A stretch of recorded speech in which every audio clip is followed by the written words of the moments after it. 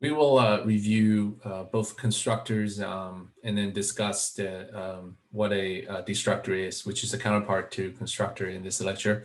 Let's use a C rectangle class as an example that we used before. There's a couple ways you can create an object of class type C rectangle. One of them is the stack allocation. The second one is a dynamic allocation. Stack allocation is what we call declare instance. And this declare instance sits in the memory location called stack. Whereas the second one, which involves dynamic allocation, the memory allocation happens on a heap, which involves this new operator, which in turn returns the address of the memory location of where C rectangle is allocated on a heap.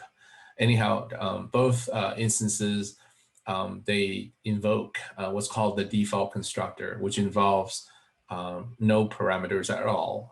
And this constructor is created, is invoked to create the instances as we saw it above. Anyway, let's move on to the next page to show some example.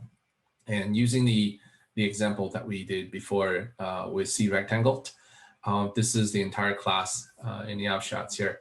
We have two different constructors. One of them is the default one, which is this. The second one is what we call the user-defined, and in certain textbooks they call it parameterized. Okay, so parameterized.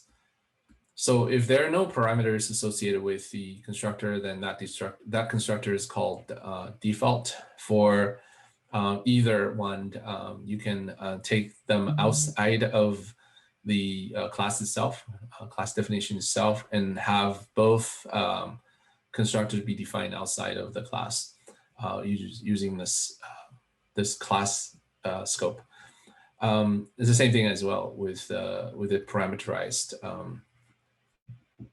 constructor implementation. So this is just an example. Let's move on to talk about Destructor, which is something that runs counter to the effect of constructor.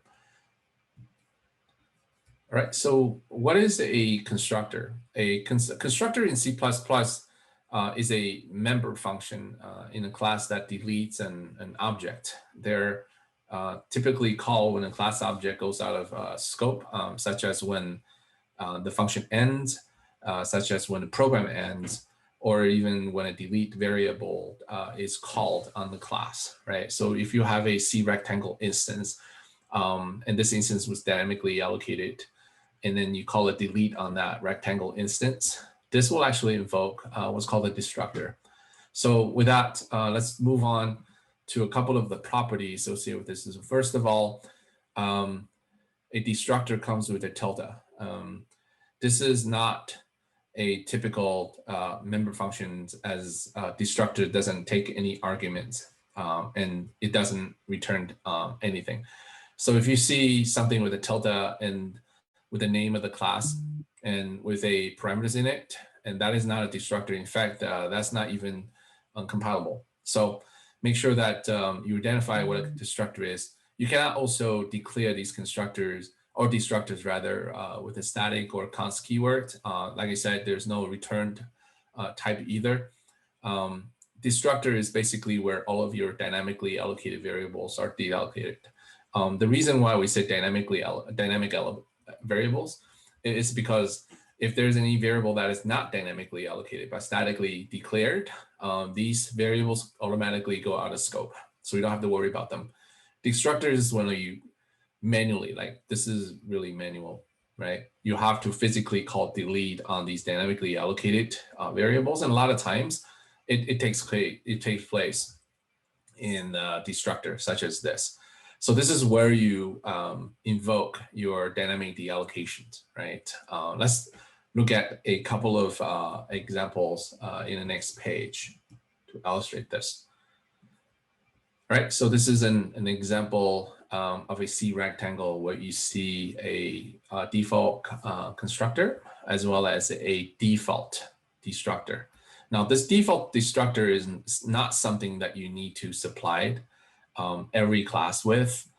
In fact, if you don't have a destructor, it would automatically be supplied to you. It's just not there. but you can trust that it is there. The reason why we sometimes implement Destructor is just because, like I said, if there is any variable, any memories that we dynamically allocated, we need to manually, right? Or cautiously, right? Deallocate it, because otherwise it will be memory leaks, right? You don't want that. So this is the reason why we implement Destructor. But a lot of times, if there are no dynamically allocated variables to worry about in your program, you don't have to worry about memory leaks. In that case, you can pretty much just leave your Destructor out without implementing any of it. You don't even need to have this to begin with, right? And of course, this is just one way to implement or define your Destructor. You can also have them like the constructors examples we did before, define your payloads here, right? Basically what's inside the Destructor in an inline fashion. So in that case, you don't need this. You can just have them all in here. Doesn't matter. But this is it. Like I said, Destructor is only invoked when object goes out of scope.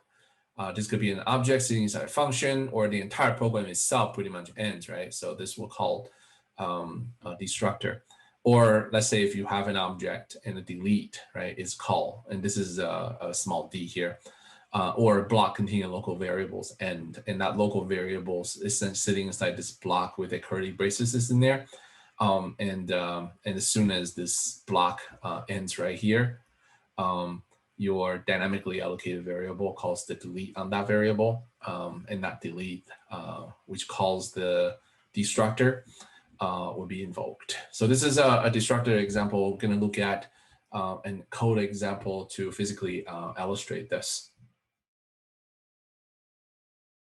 Here, this is a rectangle class that has a couple of private fields, and this is width and height. And your display method here, which is public, displays the width and height of this these two variables, and both width and height are passed into the rectangle class through the parameterize or user defined constructor.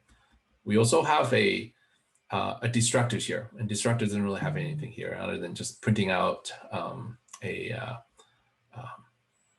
something that is indicative of a Destructor being called, and inside the constructor as well.